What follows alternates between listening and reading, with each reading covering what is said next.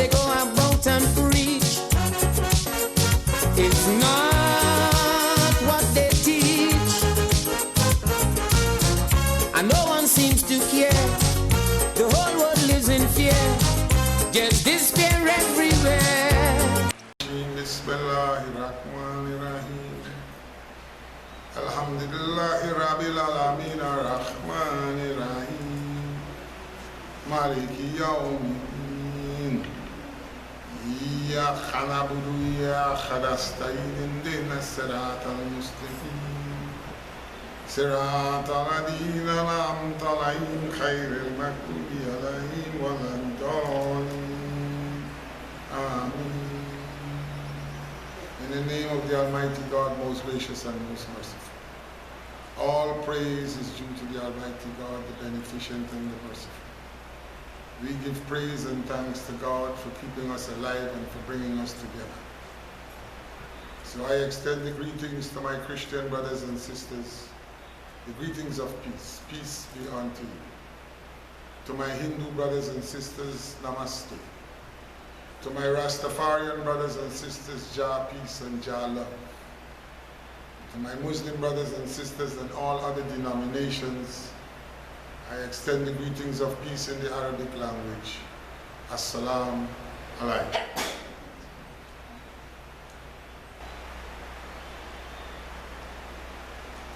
When we have friends, we're moving around, I got 4 friends and I know that this friend can introduce me into doing things that are not right. There's another friend that can introduce me into doing things that are good. I know who my friends are. Not that I don't have, I'm not friendly with them, but I know who will take me into a situation that will involve the police and probably involve me going to prison or whatever the case may be. And I know my friends that will tell me to do good. So it's the same thing. Where is the devil? Where is this devil that we speak about all the time? Who is he? Where is he? Huh? There are millions of people on this earth, and we hear that this devil is able to influence them to do things. All these murders and killings and wars, presidents who listen to the devil, heads of state who decide that, well, it's better to deal with the devil, but they don't see him as the devil. The serpent that beguiles our leaders, our politicians, sometimes our priests, our pandits, our imams, he has to be with us. The devil has to be we ourselves. Something that we do not want to admit. When I do something that is wrong and detrimental to other people, when a man goes out and rapes a young girl that is 6 years old, who is it that influenced him to do that?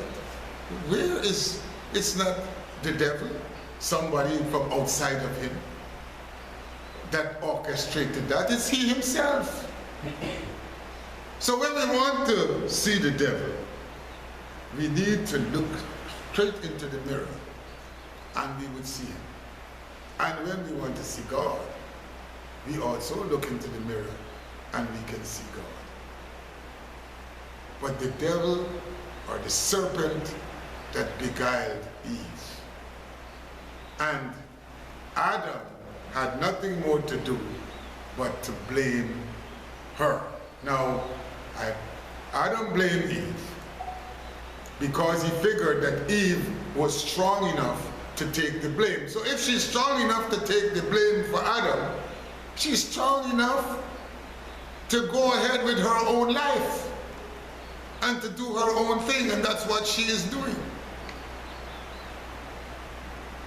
You know, this liberation movements, the women's liberation movements that we are hearing about, how did they reach to that stage where they are able to amalgamate themselves in droves and in millions There are women today who would like to have children, but they don't want to get married. Marriage is an institution that God has ordained. And Adam knew his wife Eve and went in unto her. So marriage is something that was ordained by God. Today, women are at a stage whereby they are not necessarily prepared to get married, but they want children. And there are women who go out and choose specific men to get pregnant with, and sometimes the man doesn't even know that she has become pregnant, and she doesn't want him to know, because they do not want to have the burden of having to take the blame of giving him the fruit to eat. We have house husbands today, men who stay home and look after the children, and the women go out and work. We have women today who are marrying other women, and we have men who are marrying other men. In the world, there are more women than men.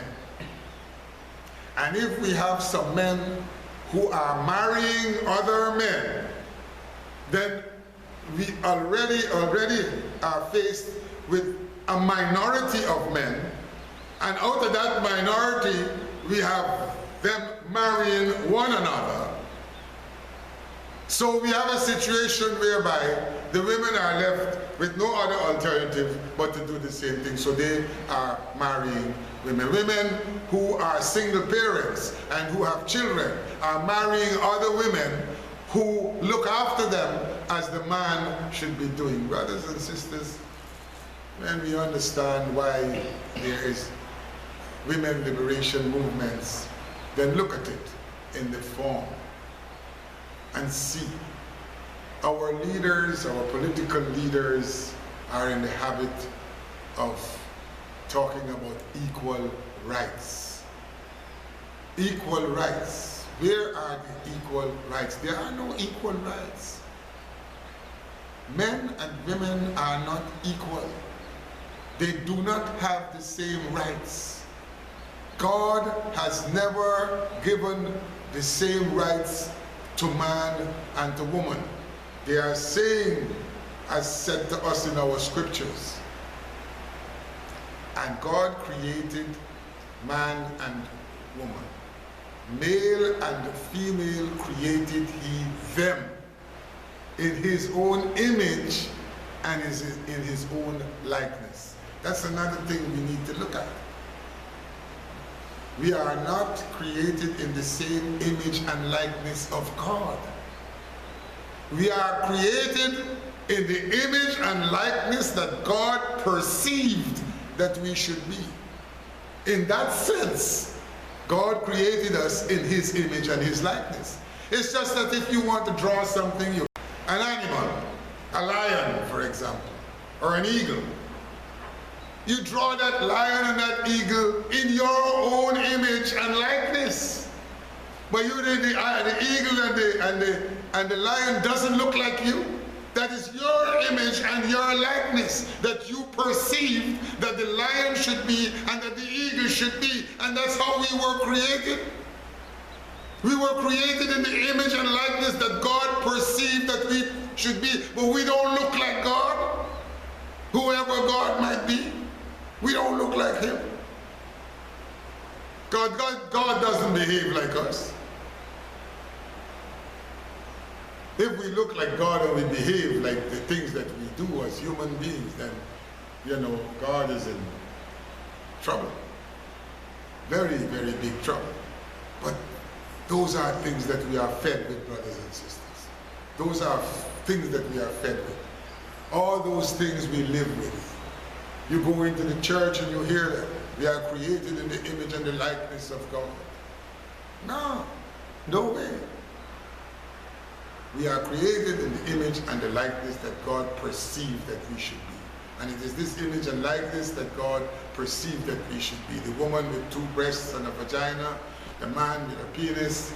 That's, if you think God looks like that, you feel God looks like one of us.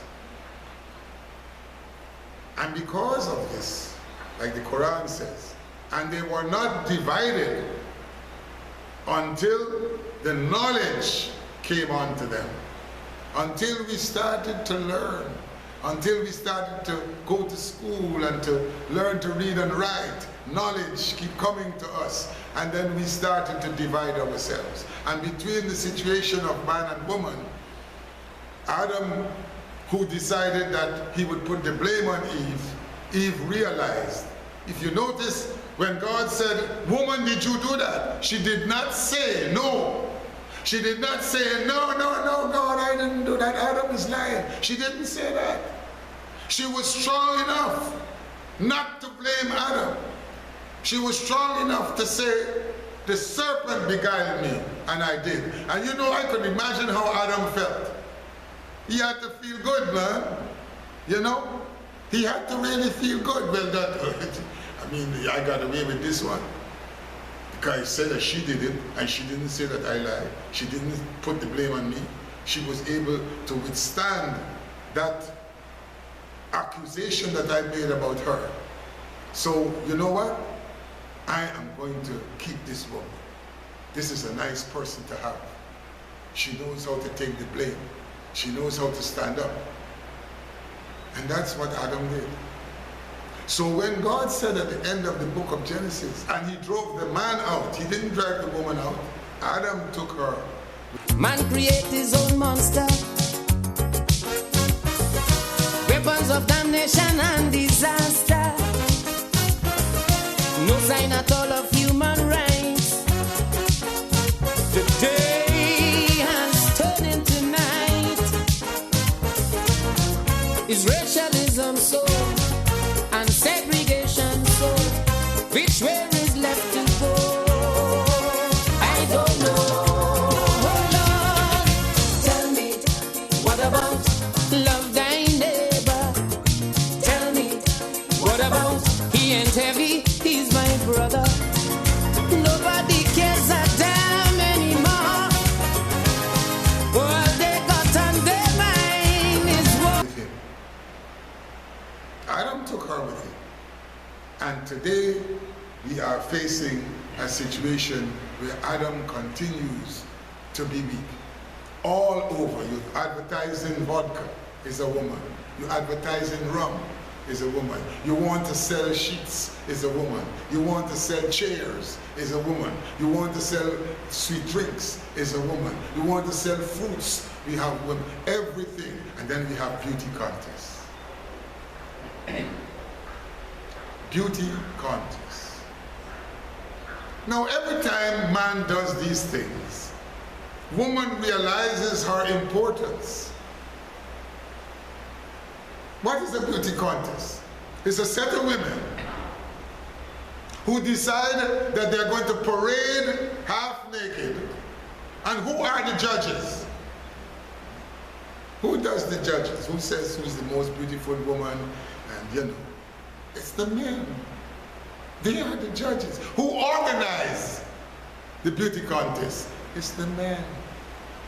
All the time, man has made woman believe and understand how powerful she is.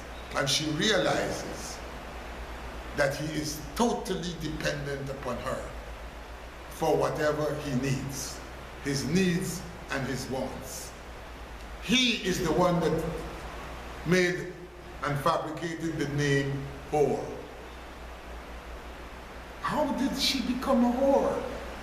How did she become a prostitute? Because of him.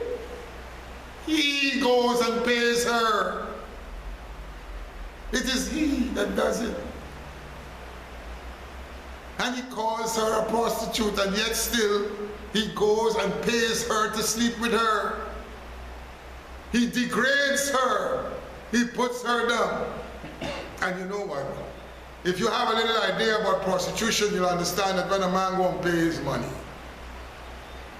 He says what he wants. He orders what he wants.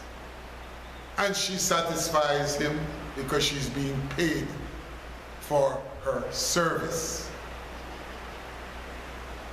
And in that relationship of prostitute and client, what you will see, what you will observe, is that she does everything that he pays her to do. And when he's gone and she has her money, he comes back again a few days later or a few weeks later, or he brings his friends with him, and she realizes and understands the power that she has because he sees, she sees and understands his needs and his wants. You know that there are women who are married at home, and when they want something, they stop sleeping with their husbands until they get it. Isn't that an act of prostitution? What kind of act is that? Women who live with their husbands and they would like to have a car, and the husband is not buying it, and then they refuse to have anything physical to do with him until he buys it. Isn't that an act of prostitution? Man is the innovator of whoredom. Man is the innovator of prostitution. And in doing these things and innovating these things, woman has realized how powerful she is and how weak he is. That is why Eve said, "The serpent beguiled me, and I did." She didn't worry to contradict what Adam said. And today, she is in a position. I've been looking at the wrestling, for example, and I'm seeing that, how did she learn to wrestle? Who taught her to wrestle? Who taught her to lift weights? Who taught her to box? And brothers and sisters, in time to come, don't be surprised if you find that the World Heavyweight Championship will be fought between a man and a woman.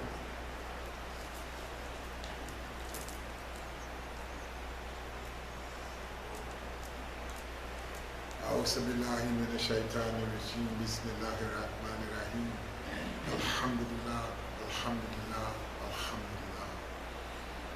What I'm trying to say is that the roles have been reversed and the roles are reversing.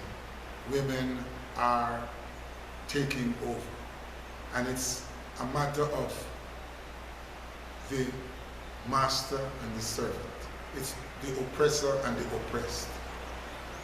The role that Adam was given, the role that man was given in the scriptures by God, he has allowed himself to become so low that he's not able to carry out his role as God has intended it to be. And if you look at it in the terms of the rich and the poor, because in Guyana, we don't have any more rich and poor yet. We used to have the upper class, the middle class, and the lower class. That was the class system. The upper class were the rich ones. The middle class were those who could afford to a certain extent. And the poor people were the ones whose children had to go to school barefooted and so on. I went to school with quite a few fellas who didn't have shoes to go to school, who went to school barefooted. They were considered the poorer class. Today, the middle class has now become the poor people. The upper class are the rich, The middle class has now become the poor, and the poor people are now the debad. So we got rich, poor, and debad. We don't have any more middle. There ain't nothing more in the middle. But when you look around the world and we see the wars, the killings, the murders, you know, of people, the hunger, the poverty, and we see the poor people rising up, trying because of their poverty. Then we put woman in the same situation. She was always the one that had to do what the man said. God did not ordain it like that, but what man, God told Adam that he created man to control the things that he created, the fruits, the earth, the water, the plants. But man decided that that wasn't enough when he gonna control woman. And so he oppressed her. He oppressed her. And when the oppressed starts fighting to liberate themselves, then they are fighting for one reason and one reason alone. The oppressed fights so that they will take over the position of the oppressor, because the only time that you can find yourself in a position whereby you will not be oppressed anymore is when you are in the position of the people who oppressed you. And so woman has decided that she is not going to be oppressed anymore. And she is continuing her liberation struggle to become and to attain the position of those who oppressed her, which is man. And she's not going to stop. She isn't going to stop. She is on the way to take over the hierarchy that man has. And she is well on her way. And men who don't understand that, especially politicians and leaders, you know, if you decide to or are interested in looking, that's why I look at the news. I look at the news because I want to hear the news and see who are discussing. There is now, right now, the political campaign in the United States of America where a woman is running for the presidency.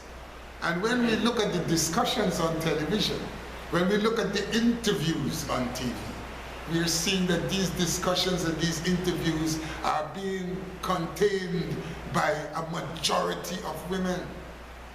It's just a very few men who are news reporters right now in terms of the political agenda. All presidents who are married listen to their wives. Do you know that many times we hear presidents come out and say things and make decisions, and we are not aware of the fact that it's from their wives? So technically, a lot of things and a lot of decisions that presidents make, even decisions of war, decisions to kill, decisions to oppress, many times it comes from their wives. We are not aware of that. We don't see it. And so, brothers and sisters, you know, it's not discriminating, it's just looking at the situation as it is. Samson in the Bible was supposed to be one of the strongest men in the world. And we read that Samson's strength was in his hair. And nobody knew. The Philistines didn't know. They couldn't conquer this man. This man would stand up and kill thousands. They had to get a woman called Delilah to find out where his strength was. And so they were able to liquidate Samson. John the Baptist looked at the king and said to the king, "You are having an affair with your brother's wife. It's not right."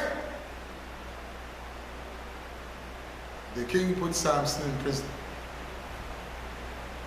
And the brother's wife had a daughter called Salome. And she was a very good dancer. And the king had a feast, a big feast. And Salome was the child of this woman that the king was going with, which was his brother Philip's wife. And she said to her daughter Salome, she says, "Dance like you have never danced before. And tonight, after you are finished dancing, the king will ask you what you would like to have, what gift. And when he asks you that, tell him you want the head of John the Baptist." That's how John the Baptist died. Salome did her dance, and after she was finished, the king asked her, he says, "You dance so beautifully, what would you like?" And she said, "The head of John the Baptist." And he sent his guards to cut off John the Baptist's head. Esther, another biblical figure, became queen because of the training of her uncle Mordecai. Mordecai was a Jew. The Jews were being oppressed. And the king would take the young girls in his palace and he would have an affair with them every month, another girl. And Mordecai trained his niece. Her parents died and left her with him. And he trained his niece. And when he was finished training her, he let her go into the palace and he told her very clearly, he says, "The king will take you. And when he is finished with you, he will ask you what you want and you tell him you don't want anything." Because all the girls used to ask for what they want. And Esther did not ask for anything. And eventually, I don't want to go through the whole story, but eventually Esther became queen. So women, for those of us who know about Joan of Arc, yeah, Queen of France, who fought and who carried France to victory. So we have these examples, and today we are realizing that the women are in a situation where they are taking over the world.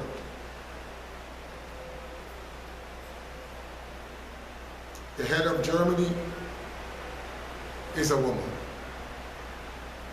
The president of Brazil is a woman.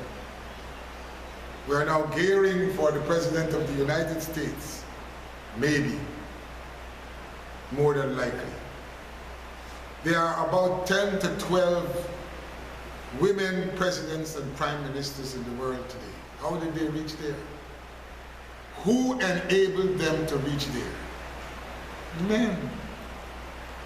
So it is not strange that women have decided that, you know, they can do their thing and they can liberate themselves and they are needed, because if you're going to advertise your products and you need women to advertise it, and if you look on the TV, you will see the kind of attire that the women wear when they are advertising these things.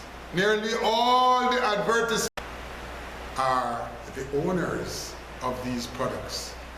Men are the entrepreneurs of these products, and they use women. So women have realized how important they are. And they have realized how much dependent men are on them. In Islam,